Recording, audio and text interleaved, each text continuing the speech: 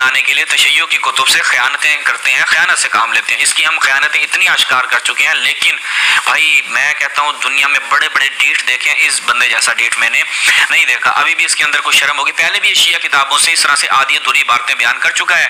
हज़रत अबू तालिब वाला जाके आप मेरा कलीम मुलाहिदा फरमाए, इस बंदे ने एक टुकड़े से इस्तदलाल किया जबकि वो अल्लामा बाक़िर मजलिसी का था ही नहीं। वो बयान ही नहीं कर रहे थे कि वो अल्लामा बाक़िर मजलिसी का था ही नहीं। वो बयान ही नहीं कर रहे थे कि वो अल्लामा बाक़िर मजलिसी का था ही नहीं। वो बयान ही नहीं कर रहे थे, ना वो उनका नजरिया था। लेकिन इस अज़ीज़ान गिरामी, हमारा एक मुनाज़रा हुआ मौलवी इब्न ज़ियाद गुमराही साहब से, और उनका मौजू था मेहदी, और इनके जो इमाम मेहदी हैं उनके मुतल्लिक़ हमने अल्हम्दुलिल्लाह बड़ा तफसीली कलाम किया है उसमें, और ऐसी इनको ज़रब लगाई है कि इनके मौलवी इब्न ज़ियाद से कोई जवाब नहीं बन पड़ा। और अंदरूनी खाना जो उसका हाल हो रहा है ना, वो हमें सारी खबरें हैं अल्हम्दुलिल्लाह। अब उससे बेचारे से तो कोई जवाब नहीं बना। पहले वो बहुत ज़्यादा शेखैन के मुतल्लिक़ जो है अपने पॉडकास्ट के अंदर वो बदकलामी करता रहा है, और जब आते चढ़ा ना साढ़े तो फिर यो जहा नसिया कि इंशाअल्लाह फिर नहीं सामने आने लगे हो। तो अब उससे तो जवाब बन ही पड़ा। तो ये बेचारा शहनाज जो है अब जवाब देने के लिए आगे आया है, और पहली जो उसमें पहला हिस्सा था उसके मुतल्लिक़ इसने इतना कुछ कहा कि जी वो एक हुआ है, और उसमें ये कहा गया कि इब्ने अस्करी नहीं है, यानी इमाम इब्न हसन अस्करी अलैहि रहमह जो है उनकी कोई औलाद नहीं थी। बस इतना कह के आगे गुजर गया पहली पॉडकास्ट में। और दूसरा जो इसने जवाब दिया है तो इसने वहाँ पे लगाया थंबनेल जो लगाया वो दूसरे हिस्से का लगाया, और दूसरे हिस्से को इसने छुआ भी नहीं है, और पहले हिस्से के भी बहुत सारे हिस्से को इसने बिल्कुल नहीं छुआ। बीबी नरजिस वाली बात को, किसी बात को इस बेचारे ने नहीं छुआ। एक बात उसमें से ली है जो काफ़ी की रिवायत हमने पेश की थी, कहता है कि इसको ना मुकम्मल पेश किया। इस बात का हम जवाब देते हैं कि जो रिवायत है उसूल काफ़ी की जिसमें यह आ रहा है कि इमाम हसन अस्करी की कोई औलाद नहीं थी, इसका हम अब जवाब देते हैं, क्योंकि उसने इसी पे कलाम किया है तो हम इसका जवाब देते हैं। काफ़ी में क्या है कि अन्ना अबा मुहम्मद मदा वलम युखल्लिफ वलदन वकस्सम मीरासहु व अखदा, कि इसमें यह है कि इमाम हसन अस्करी ने कोई औलाद नहीं छोड़ी, और हत्ता कि उनका तरका जो है वो तकसीम किया गया। ये किस में है? ये काफ़ी में है। अब ये काफ़ी में है, और इसको जो है मिरातुल उकूल के अंदर मुल्ला बाक़िर मजलिसी सही भी कह रहा है। अब ये इन बेचारों के गले की हड्डी बन गई है ये रिवायत। अब ये कह रहा है ये रिवायत इन्होंने पूरी पेश नहीं की, और यही बात जो है वो मौलवी इब्न ज़ियाद गुमराही भी कहता था। उसूल काफ़ी में और भी हदीसें हैं। भाई वो हमारे लिए कोई हुज्जत है?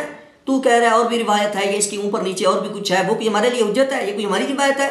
शर्म नहीं आती तुम्हें? तुम हमारी रिवायत पेश करो कोई सही इसके बारे में। अगर तुम्हारे पास होती तुम ज़रूर पेश करते। तुम्हें भी पता है कि ये सारा अफसाना है, और इसके अलावा कुछ भी नहीं है तुम्हारे लोगों के पास कि तुम अपने इमाम को जो है वो साबित करो। तो तुम अपनी रिवायत का जवाब नहीं दे सके। इसी तरह इसी शख्स को जब ये कहा गया कि तुमने सही मुस्लिम की जो हदीस पेश की है कि हज़रत उमर रज़ियल्लाहु ताला अन्हु ने जो है ख़ाइन कहा है हज़रत अबू बकर के मुतल्लिक़, और अपनी निस्बत कहा है हज़रत अली के सामने। वो मशहूर हदीस जो है कि वो ख़ाइन कहा है, आसिम कहा है, गादिर कहा है।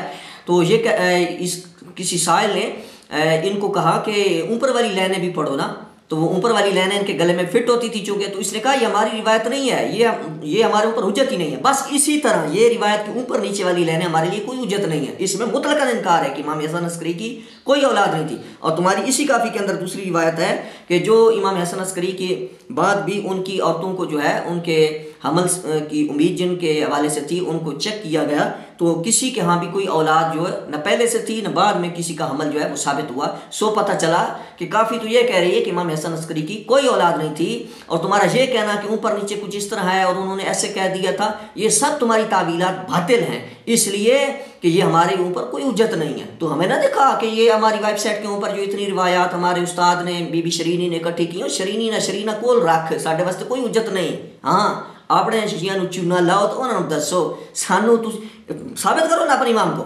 जने पढ़ो, कुछ नहीं है पल्ले, बस खत्म हो गया। अस्सवाइकुल मुहर्रिका के अंदर वो लिखा है जी, वो उसकी सनद लाओ, साबित करो।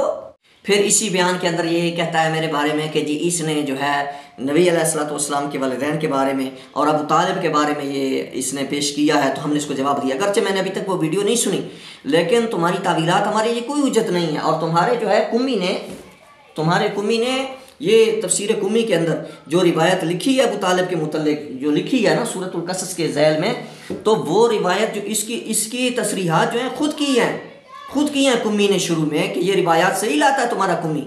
ठीक है, तो तुम बुखारी मुस्लिम की रटे लगाते हो, तो ये कुम्मी की पेश करदा रिवायत है। कुम्मी नू जाके पकड़, जाके घसीट उन्होंने, जाके उसकी कबर ते मुराकबा कर, उन्होंने पूछ क्यों लिखी।